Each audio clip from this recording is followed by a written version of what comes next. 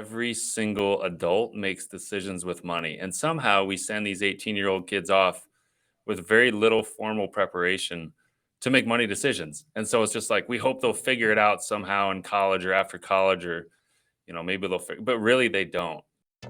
Hey, Nick Nanton here, and thanks for tuning in to Now to Next. I want to make sure you don't miss a single episode of this show on YouTube. So before we continue, be sure to subscribe to our channel and ring the bell to get notified about our latest videos. You have the option to be notified for occasional videos or all of them. If you're on your phone, just go into your settings and switch on notifications. Thanks for watching. Hey everybody, Nick Nanton here. Welcome back to Now to Next. I've got my good buddy Chad Willardson here. Chad, what's up, man? Hey, how are you, man? It's great to be here. Yeah, man, glad to have you. Excited to talk with you cross country. I'm going to give everyone sort of the the nuts and bolts bio. Then we'll jump into the fun stuff. But just so everyone here knows, Chad is the president and founder of Pacific Capital, a fiduciary family office team that helps 8- and 9-figure entrepreneurs with their financial goals. He's a certified financial fiduciary, accredited wealth management advisor, and chartered retirement planning counselor. He's the author of the best-selling books Stress-Free Money, Smart Not Spoiled, and his brand new book, Beyond the Money, as well as the co-founder of a new banking app that helps kids manage their finances called Gravy Stack, which I think is probably the most exciting prospect you have. But welcome to the show, man. Let's talk all about wealth. Look, you typically deal with people and entrepreneurs. That's typically who makes that kind of money. It's just the way it is. There's others, but that's why you find yourself there. You are an entrepreneur as well. 8- and 9-figure entrepreneurs. That's big zeros. That's big numbers. But where I want to start is many of us have kids, and it doesn't matter if you're making $800 a year or $8 million a year. We all have a relationship with money, right? And it's either a positive relationship or a negative relationship. Typically not just a regular relationship. And to me, relationships to me are just stories with emotion attached to them from historical events. Like that's really all they are. And so what I want to just talk to you about, like, first of all, tell me a little bit about, because I think it'll inform where we go. Tell me a little bit about growing up, Chad Willardson, and then let's start talking a little bit about some money myths and maybe the way you started discovering some of those personally and in your career. Yes, that's a great topic. I think what's crazy is that every single adult makes decisions with money. And somehow we send these 18-year-old kids off with very little formal preparation to make money decisions. And so it's just like we hope they'll figure it out somehow in college or after college, or maybe they'll figure, but really they don't. They take a lot of these lessons from their childhood. So me growing up, I'm the oldest of 4 kids. We definitely were not rich or wealthy. We weren't in poverty, but we were middle of the road. My parents, when I was little, I remember they shared a car and we had a really small house, and I had 3 younger sisters. We all shared a bathroom and shared bedrooms, but they didn't talk a lot about money. I just knew my mom was definitely into coupons, and she was always writing everything in her little checkbook. Like we'd be at the grocery store and she'd be writing down how much she spent. I remember that stuff, but I didn't get a lot of money lessons as a kid. I just knew we were pretty careful about it. I think in the second book, I talk about how my dad would always kind of not order much, and it was kind of like don't get desserts unless it was a real special occasion.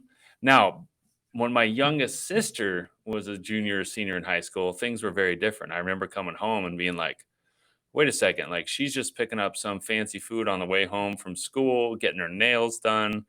I'm like, I was growing up in a very different household in the early 80s than that my youngest sister grew up in. But let's bookmark that too, because that's a fascinating topic. Because parents and people progress in life, right? Yes. And the oldest. Sorry, I'm going to put a bookmark in that, but go ahead. Yeah. The oldest definitely experiences typically a lot more frugality and accountability when it comes to money decisions. And by the time maybe the parents are earning more money in the future, and they're also perhaps a little less strict and concerned about the day-to-day details with the youngest child. So it is definitely a different experience if you study that.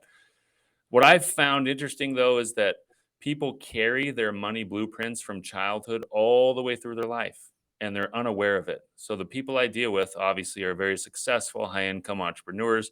It does not matter. It does not matter how much money you have. Your money philosophy that was drilled into you by osmosis, observation, whatever it might be, or intentionally in the household you grew up in, you carry that with you. Here's a quick story. Client I used to deal with probably 15, 20 years ago. They were retired in their late 70s, millions of dollars in their retirement accounts, tons of cash flow, been in the same house for 40 plus years. The wife really wanted to replace the carpet. It was going to cost a couple $1,000s. They'd had the same carpet for 30 years. It was old, it was dirty, it didn't fit with the times, and she just kept begging him, and he refused. He couldn't bring himself to do it. We don't need it. I don't know if we can even afford it. And I'm like, you have millions, literally millions of dollars and no debt and all this stuff. And so finally, I persuaded him and I made it happen and actually arranged the carpet guy to come over and just kind of pushed his way through it. And he was happy he did it, but he couldn't get over that mental hurdle of like, we don't need it, we can't afford it. We don't need it, we can't afford it. That was just drilled into his head. If you're the kind of parent that's always running around saying, turn the lights off, do this, don't do that. It's like the kids will absorb a lot about money that you don't even realize they're learning, but those lessons will last decades. Man, so much therapy to be done here. But There a couple is. things. My friend Jack Canfield, co-creator of Chicken Soup for the Soul, I share this story a lot. He said to me one time, he's like, Nick, let's just talk for a second. So he's like, you fly a lot, don't you, Nick? I'm like, yes. He's like, I imagine you're probably in one of those first like 10 seats a lot. I'm like, well, when I can, yeah, of course, I enjoy it that much better. It's like, okay, so let's just imagine it's a good day. You're sitting up there, you're in row 3, and this little 3-year-old kid walks in, and he's just the cutest little kid. He's got his little pilot wings. He's got a little pilot Halloween costume on. And you're like, this kid is so cute. I bet he wants to meet the pilot. But in a turn of events, the kid goes into the cockpit, locks the door, gets on the microphone, says, hello, everyone. Today I will be flying you across the country. And you're like, what would you think? Would you panic? I'm like, absolutely. He goes, well, unfortunately, Nick, most of us are allowing ourselves, the 3-year-old version of ourselves, to pilot our multi-million-dollar bodies every day because we didn't do the work to get past these preconceived notions, these baked in tendencies, these things, these traumas we dealt with, and we'd never do it. So we're literally letting a 3-year-old version of ourselves, make decisions. I was like, and there's like so many places we could go with that analogy because it's so accurate. That's real. That's real. Yeah.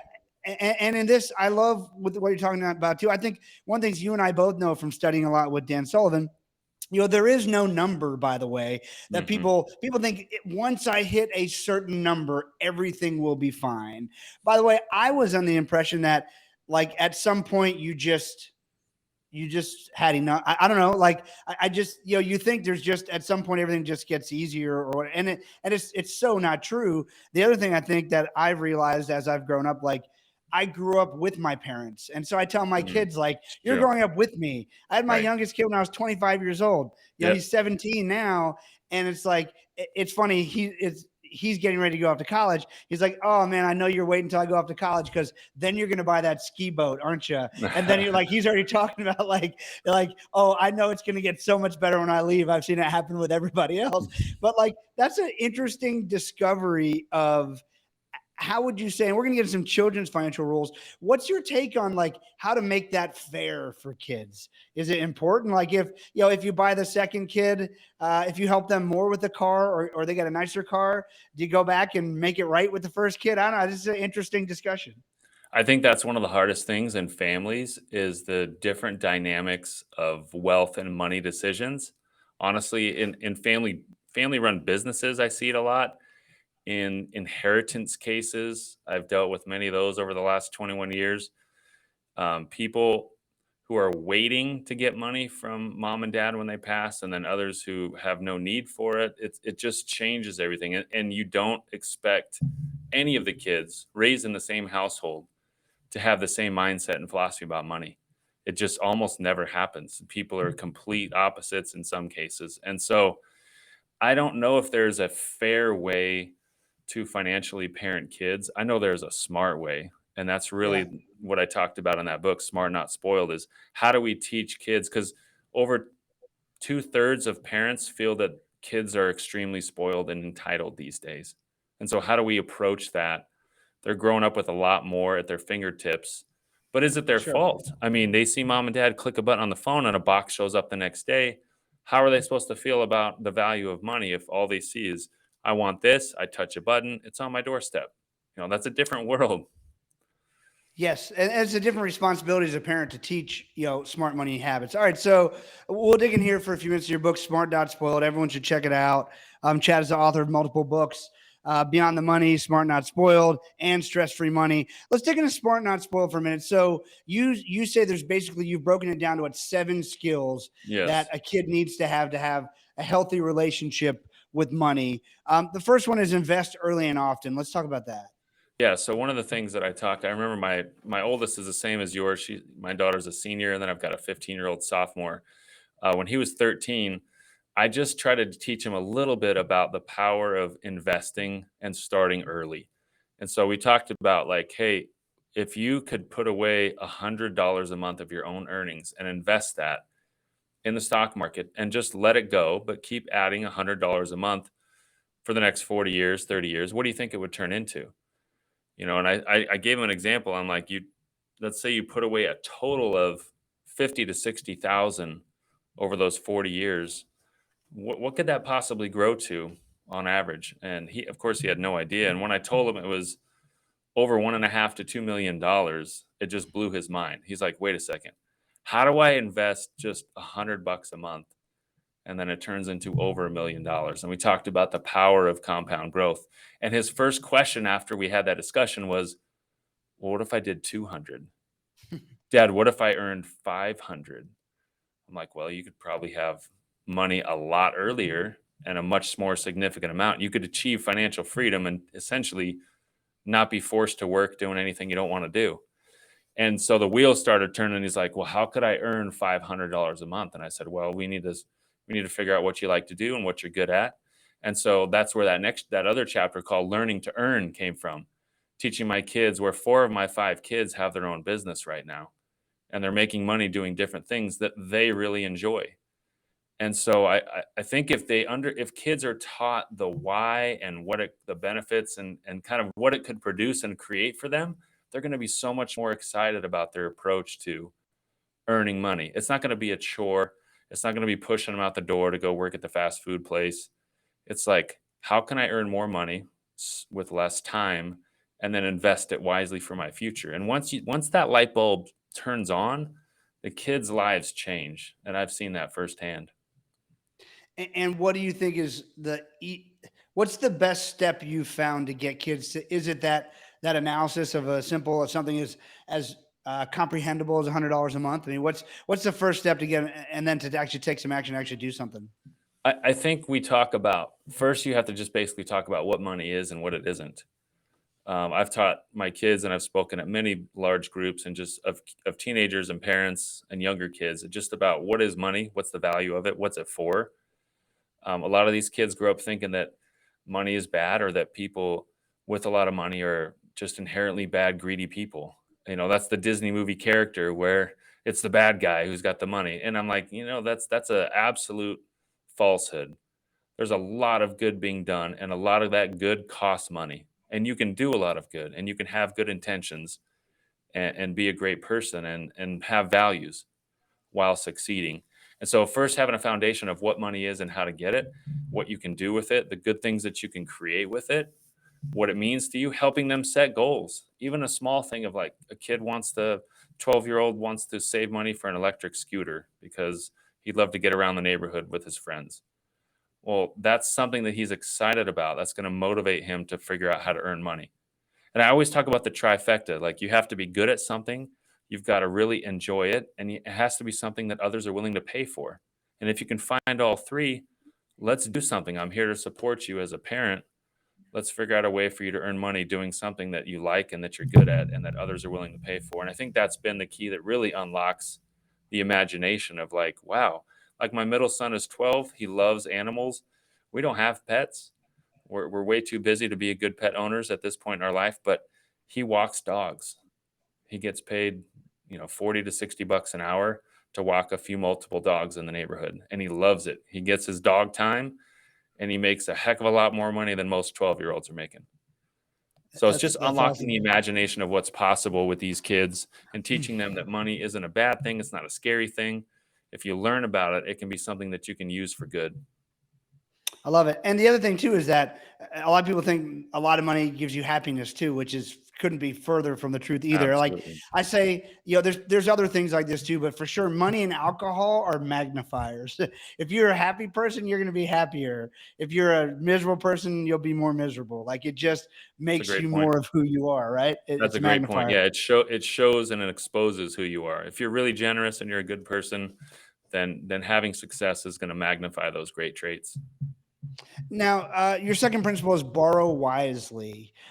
That's a tough one coming at kids, particularly when we've seen, I mean, an 18-year-old, far less a 48-year-old in a lot of cases, finds it really hard to turn down, credit card money and special offers. And, an 18-year-old kid walking across campus today, or even just scrolling through TikTok or Instagram is going to get, I don't know, 50 first credit card offers. It's Like true. that's a tough thing. So how do you borrow wisely? And there is a way to use debt intentionally and wisely. Yeah, I like to talk about how debt is a double-edged sword.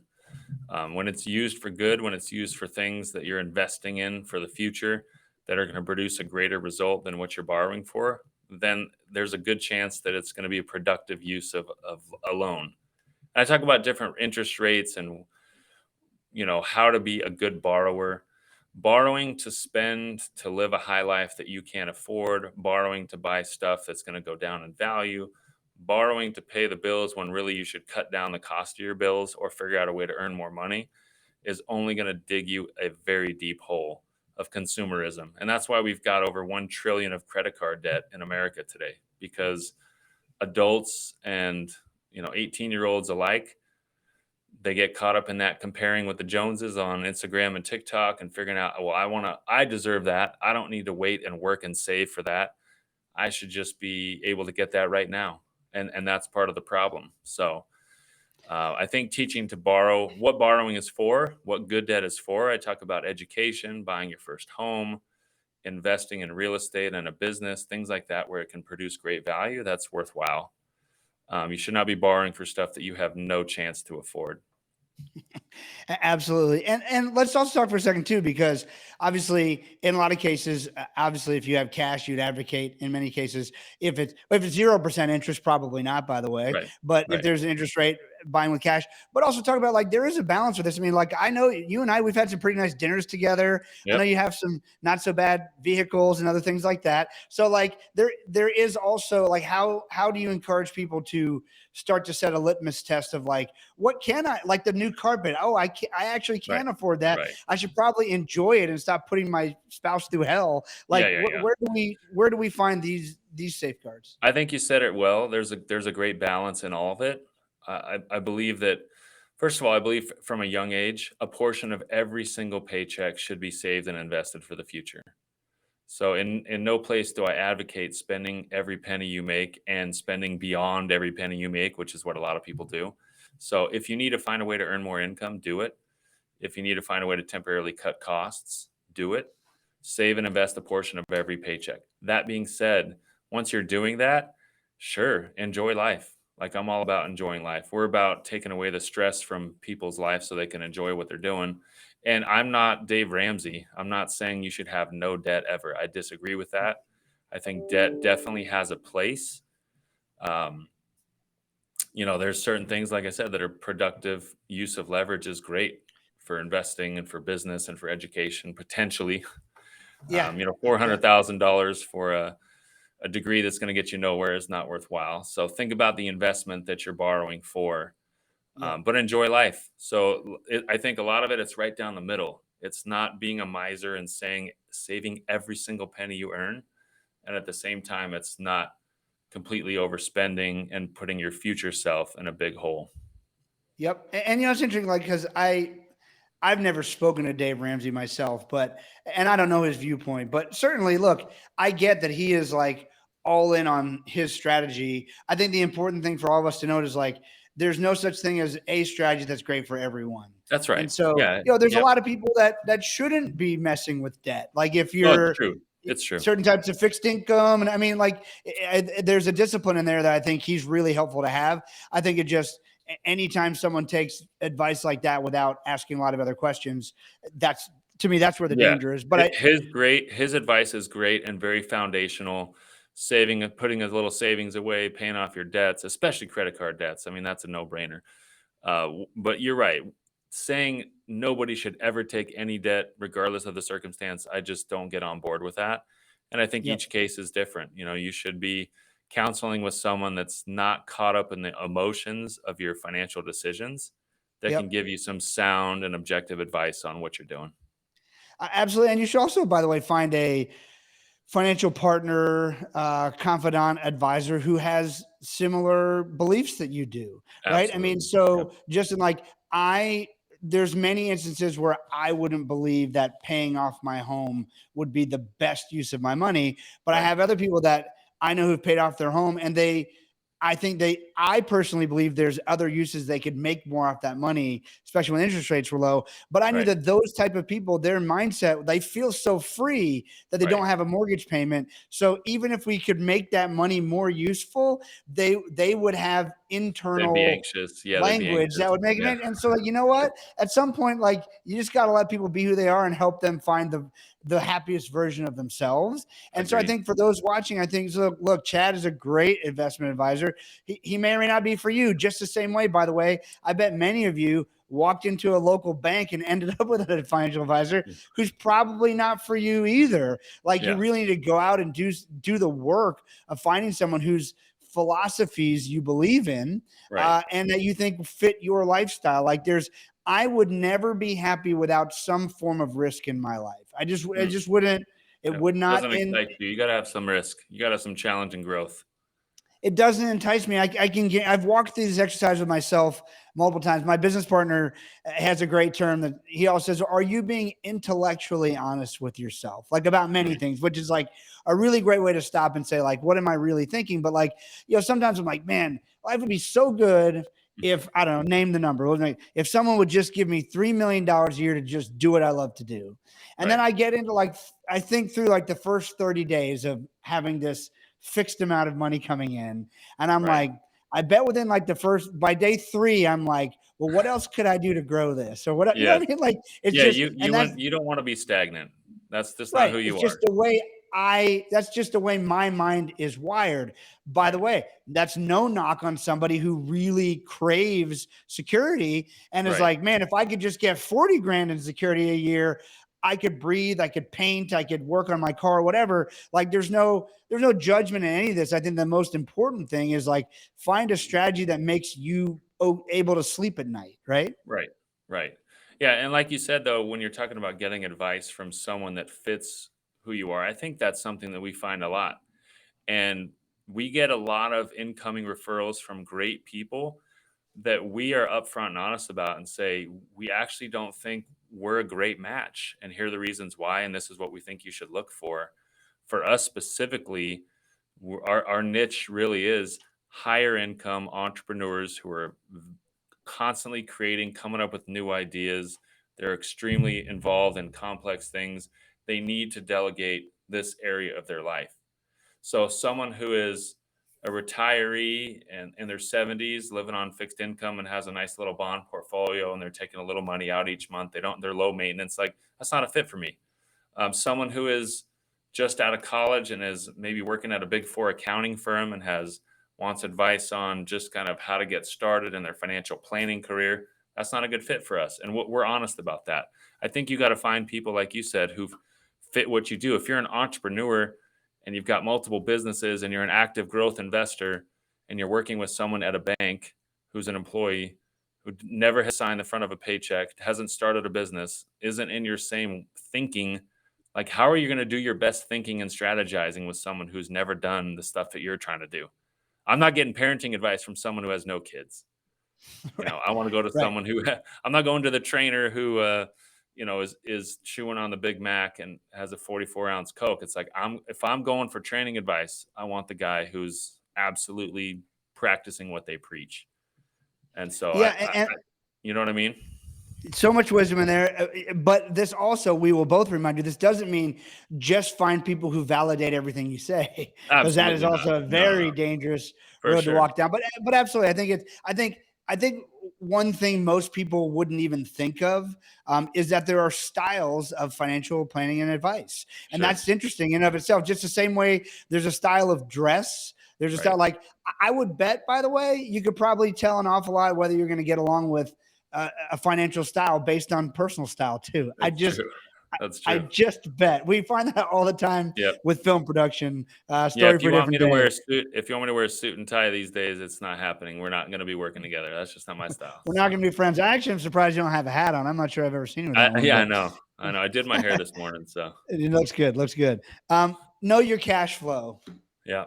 Know your cash What's the flow is deal? important. I think that's something that we as adults pretty much don't know. We don't pay attention to what's coming in, what's going out. We just kind of know how much is in the bank account. And I think teaching kids from a young age to track and learn just how it works. A lot of parents are hesitant to overshare with kids, and I get that. My kids do not know how much I have or how much I earn, but I do tell them how much things cost. If we're going to Disneyland, I'm going to tell them how much it costs. If we're going to the grocery store, there's no harm in talking about the cost of goods. You're not giving up personal info. So, know your cash flow is really about teaching young people to understand basically an income statement. How much money's Yeah. coming in, how much is going out. Do an experiment with your kids. Everyone who's listening, who hears this later or is listening live, do an experiment and say, I'd like you to pretend that you're in charge of our family budget and write down everything that we buy every month and how much you think it costs. There's a 0% chance they're within 30%. Kids have no idea. I've done this before in audiences, and sometimes it's hilarious. Like the kids think it costs $800 to run a full family a month in California, and sometimes people overshoot it. They think the grocery bill is like $8,000 a month. Kids have no idea. But it's a great experiment and it's a fun conversation at the table.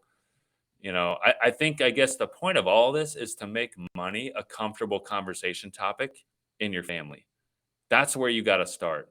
So you don't have to know all the stuff. I mean, I put a lot of the stuff in the book to try to make it easy with conversation prompts and things, but just start talking about it. Pick one Yeah. topic related to money and start having conversations with your kids so that they're comfortable and they're not so intimidated. One of the things I love, I heard from a friend, which seems so obvious to me now, but I haven't had a kid leave the house yet. But I'm actually friends with the dad, and then I became very good friends with the son, produced some music with him and other things. And one of the things he told me along the way, because I was working with him while he was in college, like, oh no, he's like, my dad puts in, I have a budget. Right. My job, he works other jobs and stuff too. He's like, I get a fixed amount for my parents because that's what we've agreed on, but he puts it all in my account on the first of the month, and I've got to pay my rent, I've got to pay my utilities. And I'm like, Right. I did too. I had a different relationship because I had scholarship money and I was working and stuff too. My parents helped when they could, but I just never thought through, like, because they're going to screw up, by the way. Like, Totally. they're going to go negative. Like, and one of the things that I've come to tell my kids a lot too is like, hey, just so you know, I expect you to make mistakes. Let's just lay that out on the line, because Good. I still make mistakes, different Right. size at different times. But like the way we learn to process and learn from our mistakes, and the way we learn to share about our mistakes, by the way, can provide a lot of value for other people in life, and will also dictate how much trouble you get into based on whether or not you let me help you, when you realize you've made that mistake. So I think it's super important to allow the guardrails to make some of those mistakes when it's a $200 bounced check instead of a $2,000 bounced check, right? Sure. And on that same note, Nick, I'd say that's why it's also great to get your kids investing experience when they're young. Have them invest and lose $100 Yeah. rather than doing it when they're 58 years old and trying to make up for lost time before they retire. Like, let them Yeah. experience and see what happens when investments go up and down. Like, get them comfortable with growth, with loss, with risk. Like, that's such a critical lesson that you can give your kids at a young age. Like FanDuel? No, I'm just kidding. Yeah. Terrible example. All right, so that's great. It also made me think of, like, when you're talking about know your cash flow and you're talking about like the things we do in business. I'm like, I wonder how many kids do a predictive analysis of birthdays and Christmas of There you go. how much There you info go. they're going to get. Awesome. All right, talking taxes. This is a not like typically not the most fun one. Yep. but a really important discussion because I do believe in paying taxes. Obviously, it makes our country run. I do believe in paying the minimum amount you're allowed to pay by law, legally and ethically, which is also within the bounds. But tell me more about how do you help your kids understand taxes and how they work? So the greatest thing that I implemented many, many years ago on teaching taxes was I take the delicious first bite of every meal that my kids get at a restaurant. I take a bite of their dessert. I take a bite of their dinner. I take a bite of their lunch, and they just know it's taxes. In fact, we were at a nice restaurant not too long ago, and my youngest son, who's 7, his name's Beckham, he got this incredible Oreo cookie ice cream cake slice, big old triangle, bigger than his head. He didn't eat it all, but I took a massive first bite, and it was so good. I told him, plus he lives in California, so taxes are higher. So I took a second bite, and he kind of threw a tantrum fit. He started crying, and I saw some other tables nearby kind of look over at our table, like, what's going on? This little kid's like crying so hard. And literally, he pounds his fist on the table and he goes, I hate taxes. And it was the most confused restaurant vibe. Like, people were like, what is up with this kid? Like, he's frustrated at his tax bill. And like we laughed literally for like a couple days as a family just because I said, hey, the lesson is getting through. I hate taxes too, son. Now you can feel a little bit of the pain.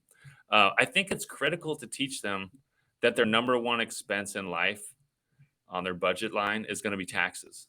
They don't realize that it's not your home mortgage, it's not your rent, it's not tuition, it's taxes because you pay sales tax and income tax and gas tax.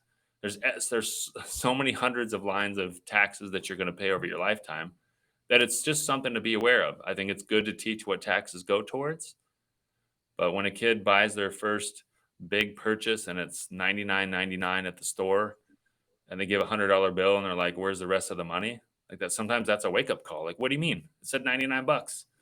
Well, it's actually $107.50. So we teach our kids about taxes because it's important to understand that they exist. You need a plan for them.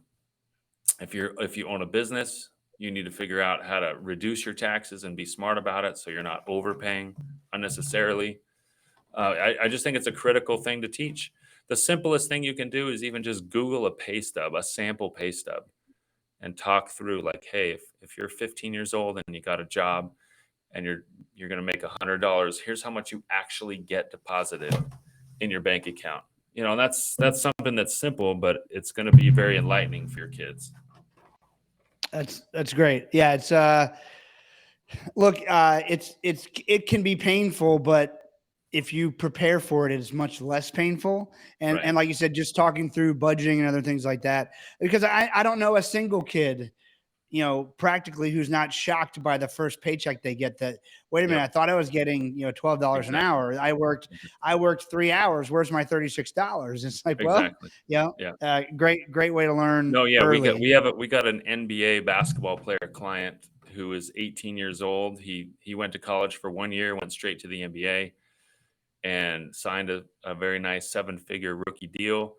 And then his first, basically, when it all came through, he realized he paid close to 50% in taxes for the year, and he had to pay tax, and I think it was 32 or 26 states because of all the different games that they played. And every time you play in a different state, you're earning money in that state as an NBA player. So he literally Wow. had to file tax returns with more than half the states in the US. Any exhibition NBA events he did in other states, he was paying taxes for that. And it was a big wake up call for this young professional athlete. And I think it's on us to try to at least prepare young people for what taxes are and how they work. Yeah, it seems like there's got to be an easier way, some sort of NBA treaty or something to make You that would work think, better. You know, yeah, you would you, think the I get. states all want their piece of the pie. I mean, I get it. Um, Learn to earn, pretty basic concept. Yeah. Um, you know, it's helpful when kids learn how money is created by solving someone else's problem or doing something somebody else doesn't want to do, which is another version of solving a problem. Uh, Tell me this. I heard one time from a guy I thought was pretty interesting. that he said his son, would take out the trash and would do other things. And his son was like, Dad, how come you're not paying me to do this? Like all my other friends, get paid to do this. And he's like, because I don't want you to be a professional garbage man. And so this is just what you do to be a part of the family. So like what's your take? I've heard so many different takes on allowance. I've heard, there's just a bunch of different takes. How do you talk about learning to earn? Yeah, I have 5 kids, ages 7 to 18, and I've never paid allowance once. Our kids have to do certain things because they have a roof and clothes and a bed and food. They gotta do some certain things and pull their weight. Now, if they wanna earn money, they've just gotta do extra work beyond the basics. So, many, many years ago, I created a spreadsheet, a menu of opportunities where based on the work they chose to complete that week, they got paid whatever they wanted to earn. If they could earn a lot of money if they really put in the time and the effort to go above and beyond that week. And if they didn't, they didn't. And our kids pay for stuff like white elephant gift parties, for birthday parties for their friends. Even my 8-year-old or 9-year-old, she's paying for presents to go to a birthday party. She's got to earn her own way to pay for the presents. Like, I don't want my kids getting everything handed to them. So they learn to associate effort with work from a very young age. So it's like, hey, I want to go to the movies. I want to go ice skating. I want to go get a new such and such with all my friends. Okay, great. Like, you don't have to constantly come to me and beg for money. You have that massive spreadsheet. You know how to earn money. Go pick stuff that you want to do that gets you enough money to go do what you want to buy. And that's the philosophy I've always had.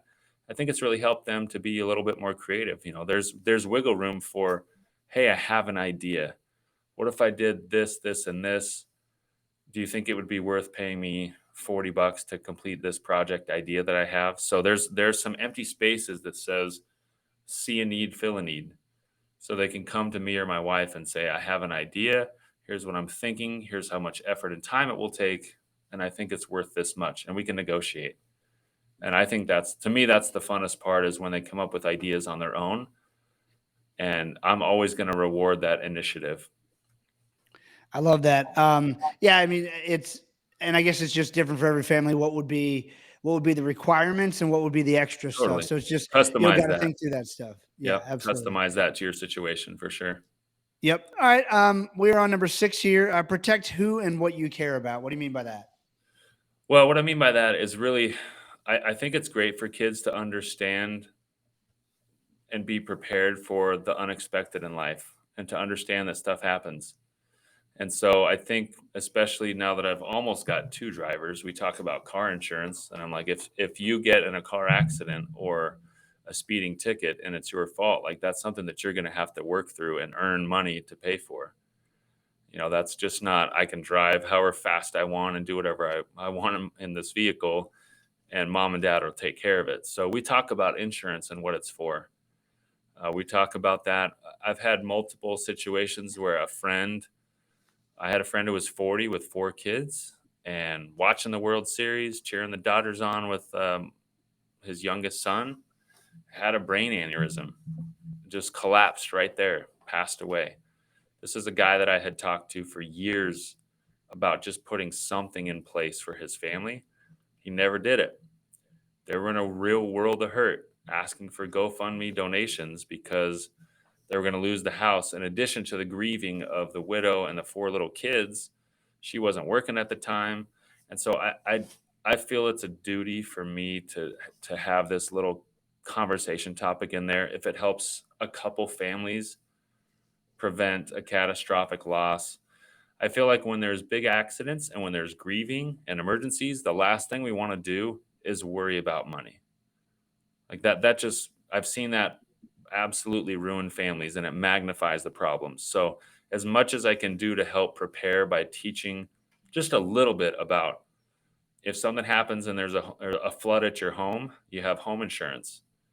We talk about car insurance in case of an accident, life insurance in case the provider passes away unexpectedly. So that's what we're talking about. Protect who and what you care about, and that's part of financial planning. That's important. Love it. And again, everyone who's watching, we are talking with my good friend Chad Willardson, the author of Smart Not Spoiled. He has a new book out called Beyond the Money as well. We were talking mostly about Smart Not Spoiled because I think these are things that all are super common sense, but not typically not common knowledge, and that's why they're nice to have someone break them down. I love probably my favorite principle here is number 7: give generously. How do you even articulate that? Because what is generosity for one to another person, right? Yeah. Yeah, it's tough. I think one philosophy we've had, and I got to give credit to my grandparents and my parents, who always lived by the scripture phrase, "Where much is given, much is required." Yeah, And I've amen. always been taught that since I was a kid. And it's our opportunity to give from a mindset of abundance. If you don't have money to give, you give time and resources, you give talents. Hopefully, you can give everything. You can give financial resources, time, and talents. But I found that that's something that really gives purpose and meaning to success. My goal is not to have a certain level of cash flow and net worth so I can pat myself on the back.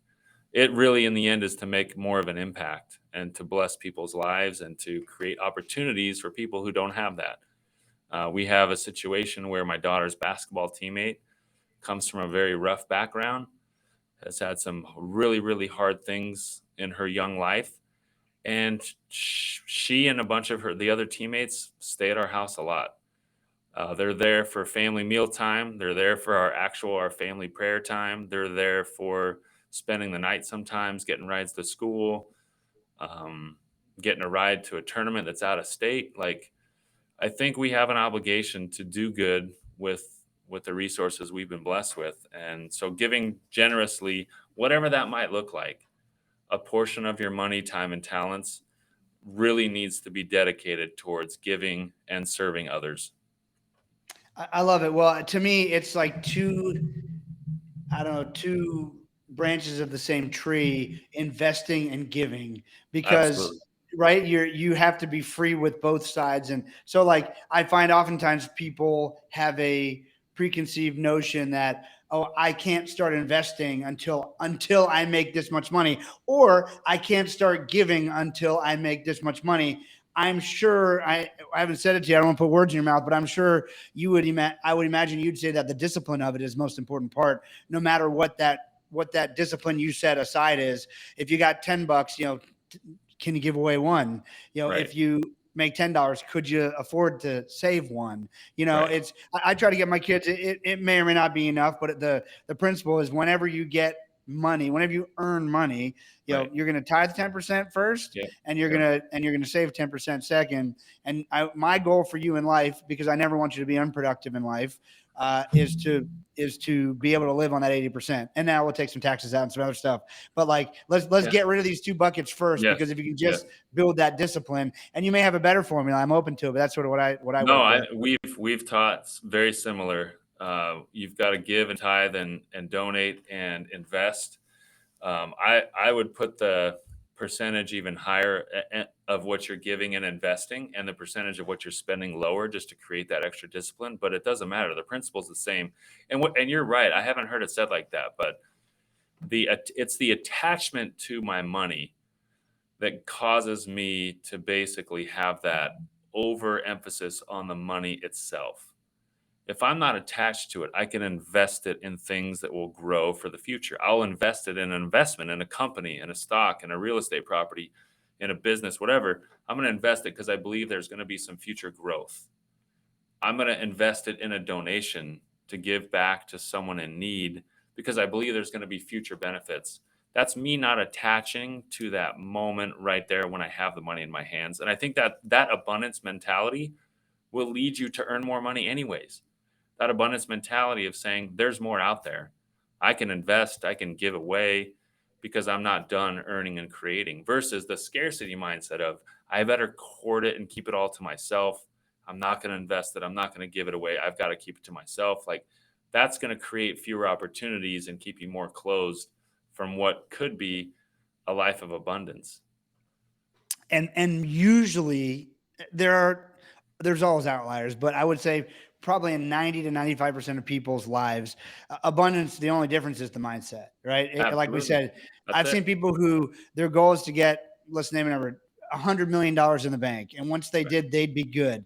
The moment that money slipped down to 999, whatever under 100 million, they're freaking out because Yeah. wait a minute, I don't have this anymore, and I thought it would, and so Yeah. it really is mindset. It really is. And as you talk about, if you go deeper under all this, I believe the reason why these laws are sort of natural laws are because they're spiritual, right? There's a Sure. reason that they're there. And to me, a big piece of this is just a spiritual concept of surrender. Like if I'm trying to control everything, I'm going Yep. to be miserable because Right. you just cannot. Everything Right. from you can control the decisions you make on a day-to-day basis, but you also have to give yourself another spiritual principle, grace. There may be a day that I need to buy 2 cups of Starbucks instead of 1 because I'm just dragging a little bit today, or I have a friend who needs that cup of Starbucks more than I do, or whatever it is, right? So it's all about flexibility, surrender, and grace. I mean, And on that same topic, Nick, you don't invest unless you have faith in a brighter future. hmm, Without faith, there is no investing because you simply would not believe that what you're doing is going to grow into something better. So investing actually begins with faith in the future, which is a really interesting concept if you dive into it. that absolutely is, and that's look. If you don't have faith and hope, Yep. it's hard to build a future. And as we see with, it starts obviously because everyone starts as a kid. That can be ruined as a Yep. child, and then there's lots of 3-year-old pilot therapy that needs to be done. But man, great concepts, great conversation. Chad, obviously people can check out your books on Amazon. Smart Not Spoiled, Beyond the Money. There's others. Where else can they go to follow you, learn more from you, and just in general tag along with your hijinks? Yeah. I'm daily posting on LinkedIn and very active there. And soon we will have chadwillardson.com up and running. So that'll be a place to connect. So thanks for having me, Nick. I really appreciate it, man. Great conversation. Of course, man. Great to have you, and I look forward to seeing you again soon in one of our other adventures. Everybody else, take care. Thanks for joining us on Now to Next, and we'll see you next time. Hey, Nick Nanton here, and thanks for tuning in to Now to Next. I want to make sure you don't miss a single episode of this show on YouTube, so be sure to subscribe to our channel and ring the bell to get notified about our latest videos. You have the option to be notified for occasional videos or all of them. If you're on your phone, just go into your settings and switch on notifications. Thanks for watching.